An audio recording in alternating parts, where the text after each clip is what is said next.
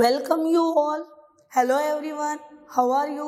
Hope you all are fit and fine at the same time. You are doing your study well.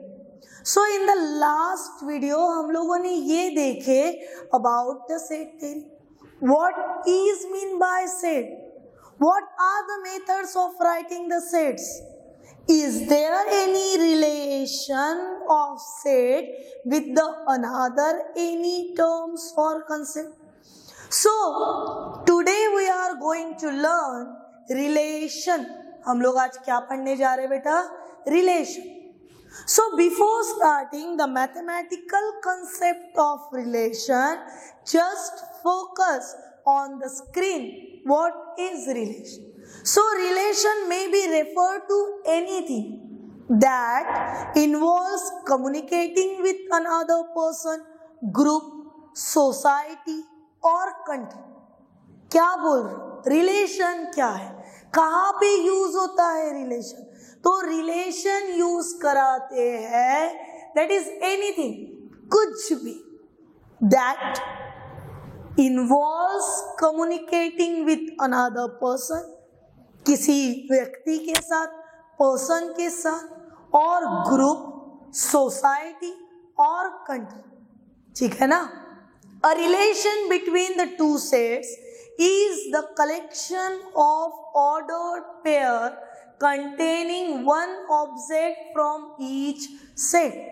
Remember this कि जब मैं relation की बात कर रही और सोपे भाषा में उसे समझाने जाऊं तो रिलेशन मीन्स रिश्ता. मराठी में हो गया नातं. सो क्या रिश्ता? वही ढूंढना है. क्या सामने वाले के साथ रिश्ता है तो सामने वाले का भी अपने साथ कोई रिश्ता बन रहा, यही रिश्ता ढूंढना है.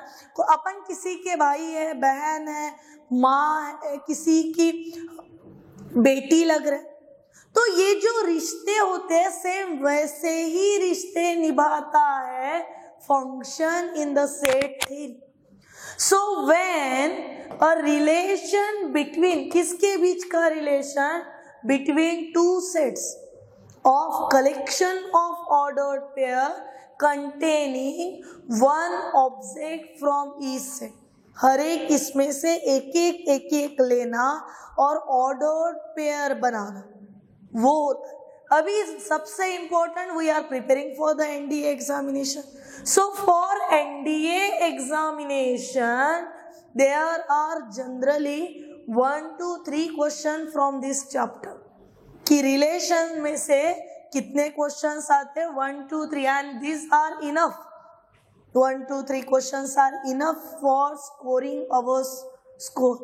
ओके, नाउ बढ़ते हैं some concept, some terms regarding to the relation and the first one is ordered pair. So dear all, what is mean by this ordered pair? क्या है ये ऑर्डर्ड पेयर? तो सबसे पहले तो ये जान लीजिए, जब हम लोग सेट लिखते हैं, जब हम लोग सेट के बारे में बोलते हैं, सो set is a well defined collection of an object. Well defined collection किसका? ऑब्जेक्ट. क्या बोला मैंने? वेल डिफाइंड, जो पता होने को होना कि कैसा, ऐसा नहीं ऐसा भी हो सकता, वैसा भी हो, वो नहीं, वेल डिफाइंड. और जब हम लोग well defined collection of object की बात करते हैं, then the objects, then the elements are enclosed in curly brackets. किसमें एनक्लोज करते हैं? In the curly brackets. और इसके अंदर जो नंबर्स लिखे जाते हैं, that each number is called as element.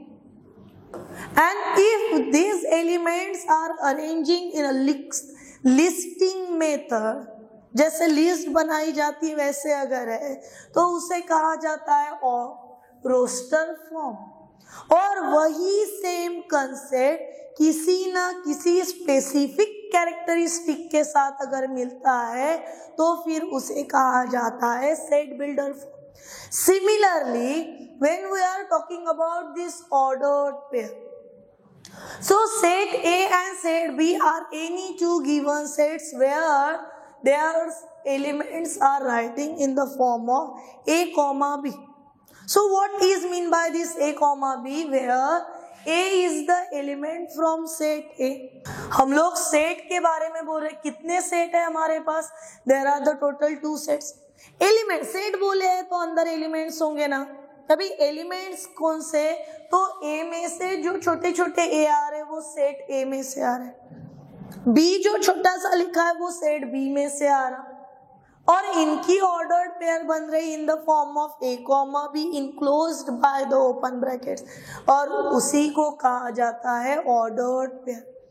If I took one example of ordered pair, अगर मैं बोलूं A is equal to 1 2 3, that is about the set A.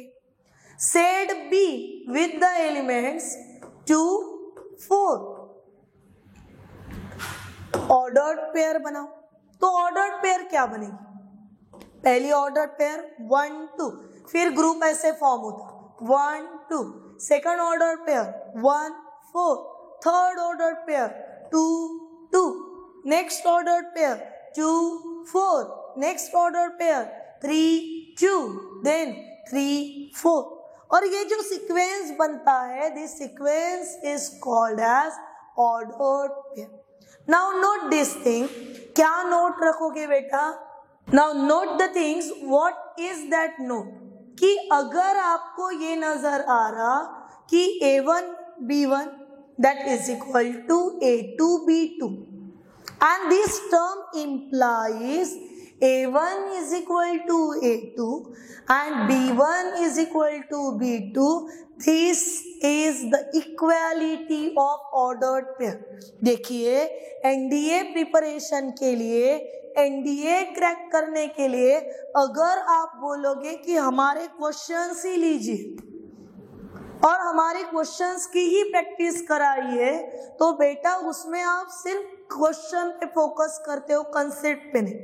जब तक कि आपके कंसेप्ट क्लियर नहीं बनेंगे, आप क्वेश्चन कितना भी घुमा के आए उसे सॉल्व नहीं कर पाओगे. And that's why this all the synopsis for your cracking the NDA question based on the relation.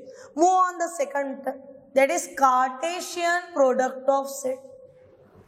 This is again belongs to the ordered pair, because if A and B are the any two non-empty set, this is very important. खाली पीली नहीं होना. These are the non-empty set. कुछ ना कुछ उसके अंदर होना, तब जो सेट बनता है ऑर्डर्ड पेयर का, जहां पे first element A from set A, second element B from your set B, is called the Cartesian product of A and B, and it is denoted by Cartesian product को कैसे denote किया जाता है? A cross B. जानिए इसको बराबर. Now again one more point keep in your mind. Cartesian product of two sets is not commutative.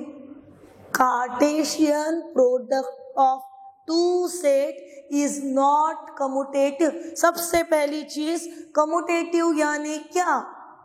तो commutative का मतलब होता है बेटा कि सिर्फ पोजीशन को चेंज करना.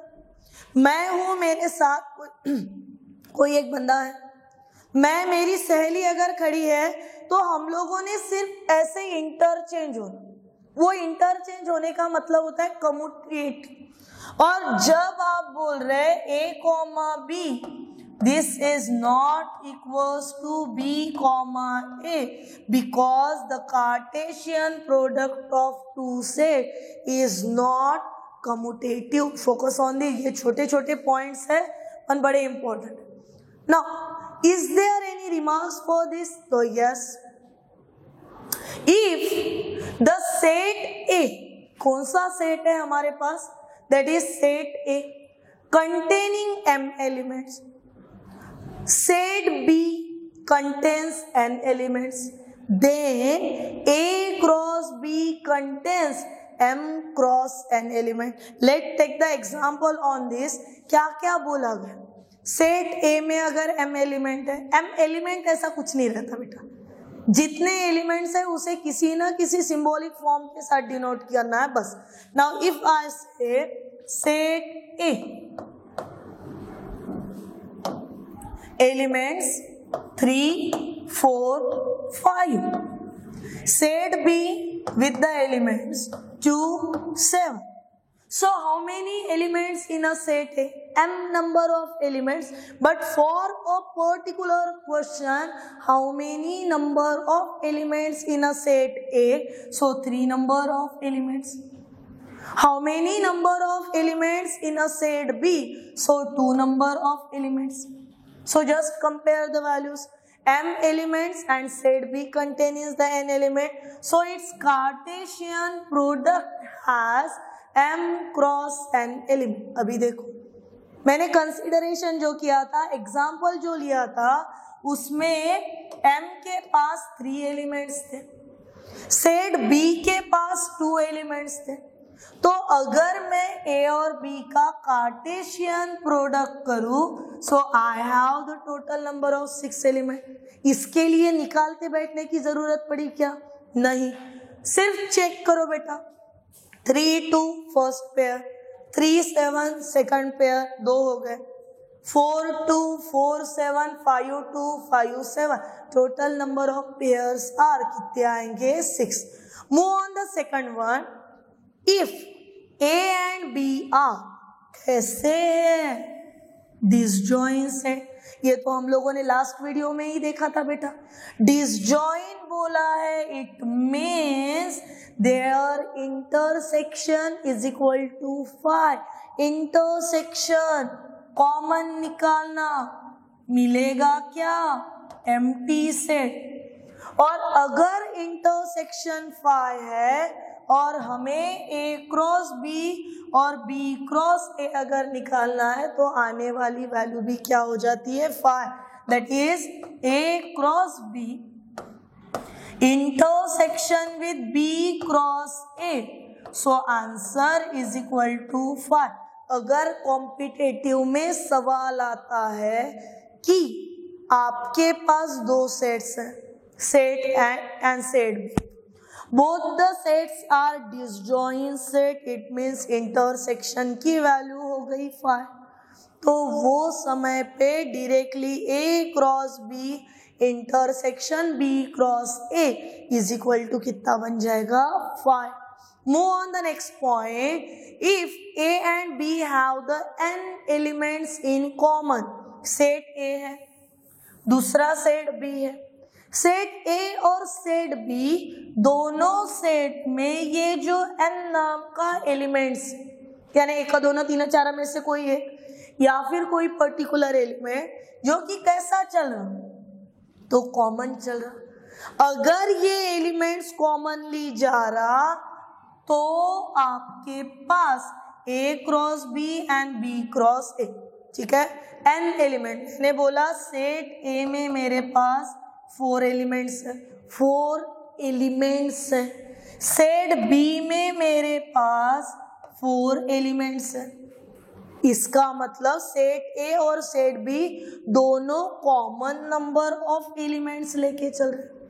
और वो समय पे अगर हमें A क्रॉस B या फिर B क्रॉस A अगर निकालना है, तो हमारे पास फॉर्मूला रहेगा n square elements in common. Common कितने एलिमेंट जा रहे हैं उसे देखना और वैल्यूज निकालना. ठीक है, इसका स्क्रीनशॉट लेते जाओ.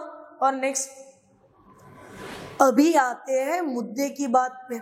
अभी तो ये तो हो गया, ऐसा ही माहौल बना लिए हम लोगों ने कि हाँ रिलेशन, फिर ऐसा ना फिर वैसा.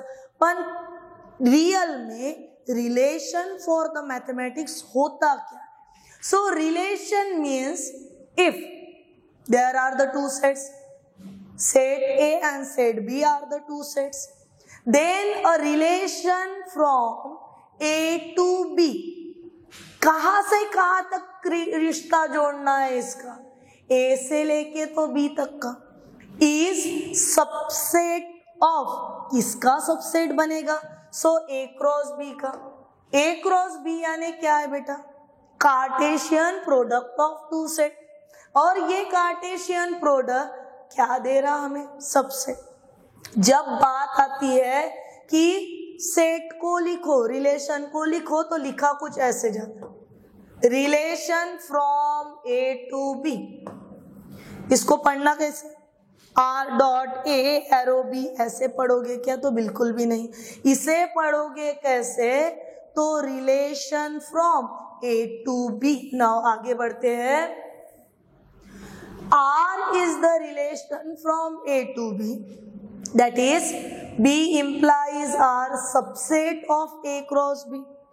अभी ordered pair A comma B belongs to the R. Order pair किसको बिलोंग करे? तो रिलेशन को बिलोंग करे, तो उसे लिखा कैसे जाता? A R B। Yes, A R B। इसका मतलब होता है relation between A to B, या फिर relation from A to B. इसे ये सिंबॉलिक तरीके से डिनोट किया जाता है। अभी देखो, अगर सी एंड डी आपके रिलेशन के ऑर्डर्ड पेयर में है ही नहीं, they are not belongs to the ordered pair, relation में है ही नहीं ऑर्डर पे, सो वो समय पे लिखा जाता है C is not relate with D, यानी C का कोई रिश्ता नहीं किसके साथ? With the D। Move on the next one. फिर हमारे पास है बेटा एक important note. So what is that note? If set A contains M element, ध्यान दो यहाँ पे, सेट A में कितने एलिमेंट्स है?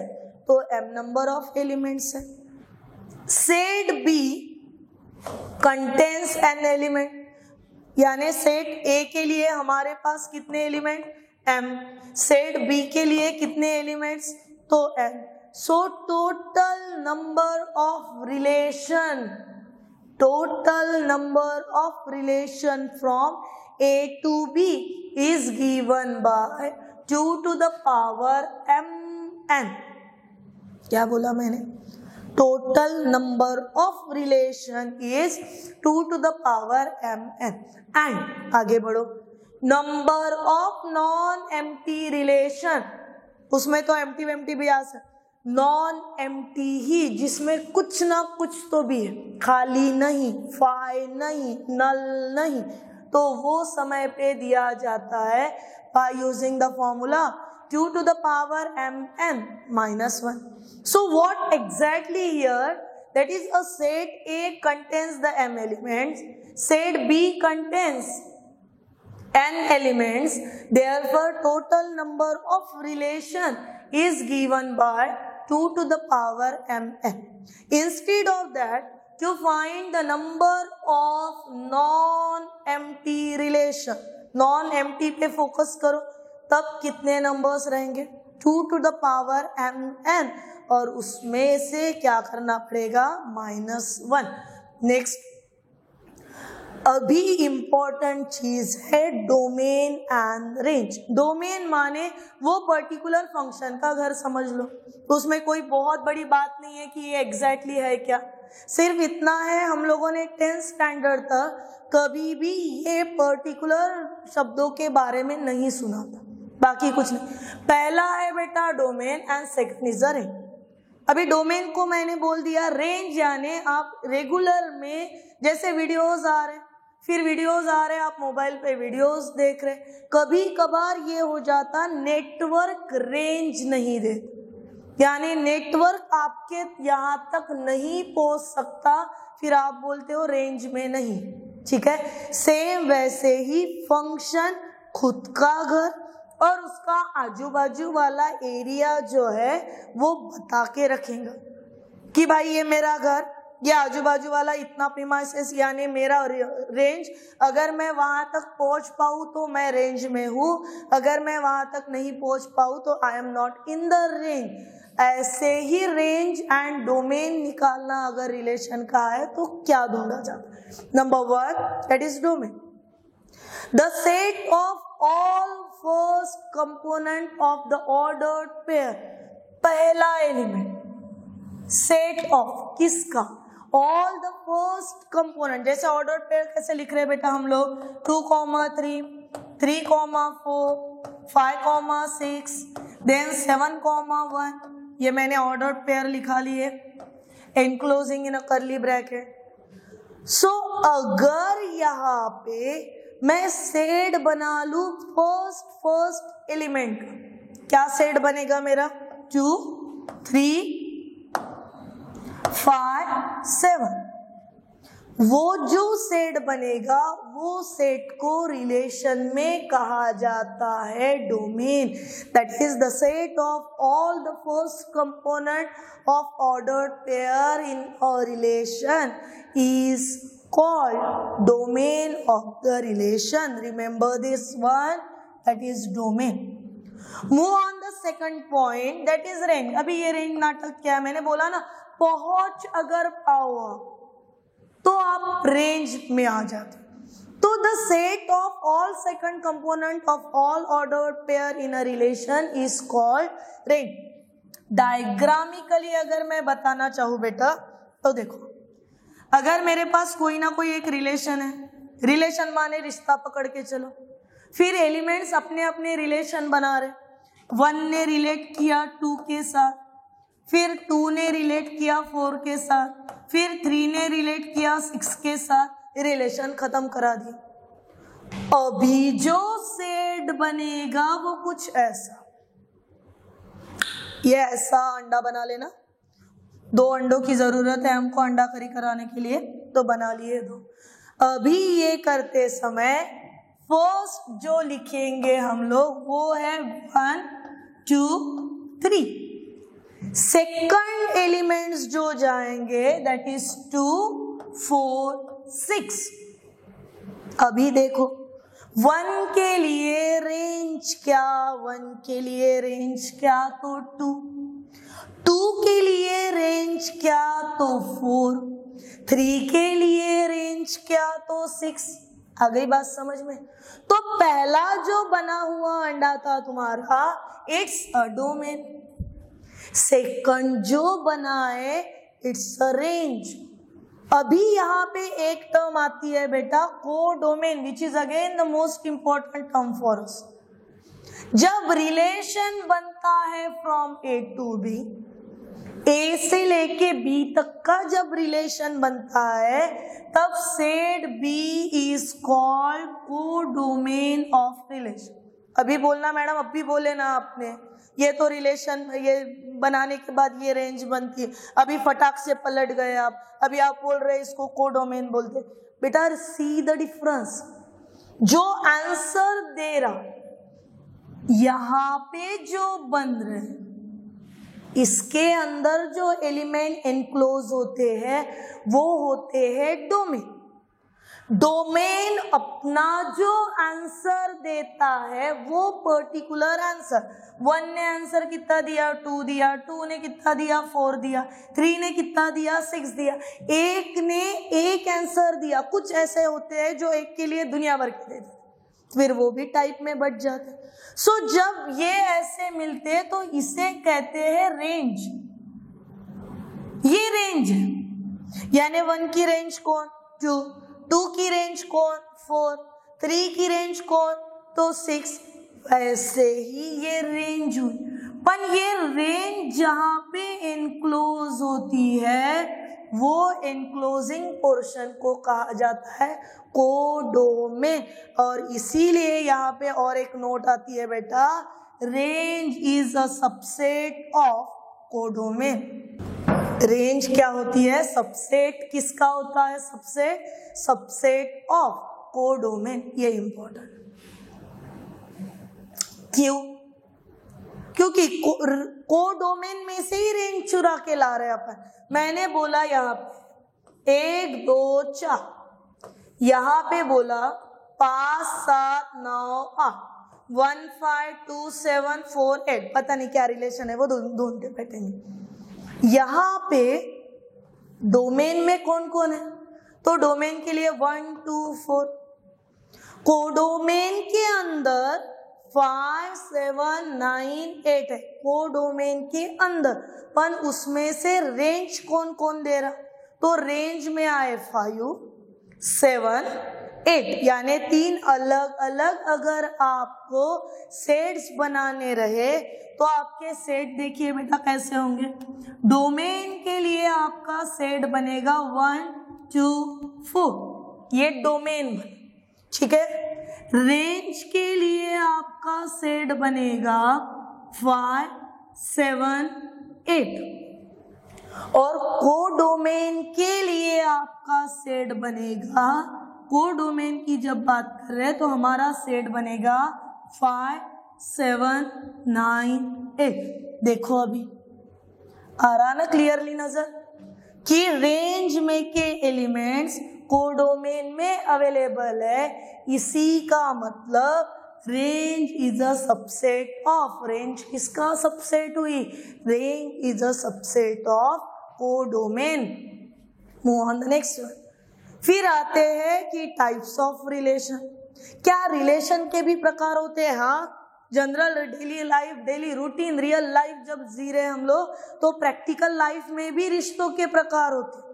कोई सगा होता है, कोई सौतेला होता है, कोई दूर का होता है, कोई पास का होता है। इवन दो दोस्तों में भी आप रिलेशन बनाते हो तो कोई दोस्त ऐसे होते हैं जो पास के हो, कोई दोस्त ऐसे है जो दूर के दोस्त है, कोई क्लासमेट है इसलिए दोस्त है, अदरवाइज कोई शेयरिंग वेयरिंग है नहीं उनके साथ। इसका मतलब हम लोग हर एक रिश्ते में कैटेगरी डालते हैं, कितना पास कितना दूर, सेम वैसे ही फंक्शन भी वैसे ही करता है, सेम वैसे। इंसान ने ढूंढा है तो इंसानी नेचर वहां पे जाके दिख ही रहेगा। सो टाइप्स ऑफ रिलेशन में सबसे इंपॉर्टेंट है कि कौन से टाइप्स के। So first one is a void relation. बोले होंगे मैम हम लोगों ने 11th में रिलेशन पढ़े पर ये नाम नहीं सुने। बेटा आपने 11th में जो रिलेशन पढ़ा वहां पे सिर्फ और सिर्फ टारगेट था आपका 11th standard, plane 11th standard. अभी हमारा टारगेट चल रहा NDA, और जब हमारा टारगेट NDA है तो हमें उसका नाव गांव वस्तु प्राणी पूरा डिटेल में पता होना जरूरी है। So by using that void relation आपने इसके पहले भी सुने हो, which is nothing but the empty relation. अभी समझ में आ गया वॉइड का मतलब कौन सा रिलेशन, एम्प्टी रिलेशन। और जब एम्प्टी रिलेशन की बात आती है तो उसको मैथमेटिकली थेरोटिकली डिफाइन कैसे किया जाता है, तो A B a non empty set. A क्या है? नॉन एम्प्टी सेट है। Phi is the subset of A cross A, यानी खुद ही के साथ कोई ना कोई सेट कार्टेशियन प्रोडक्ट बना रहा। और जब ये कार्टेशियन प्रोडक्ट बना रहा तो हम लोग बोल रहे फाई जो है वो सबसेट है किसका? ए क्रॉस ए का, ठीक है। This relation is called as void relation और an empty or null relation on set A. Moving on the next one, जानते हैं यूनिवर्सल रिलेशन के बारे में। अगर फिर से सेट A जो है वो नॉन एम्प्टी सेट अगर है तो वहां पे A क्रॉस A सबसेट बन जाएगा A क्रॉस A का। एक कार्टेशियन प्रोडक्ट खुद ही खुद को सबसेट दे रहा, यानी this relation is the smallest relation and called universal relation.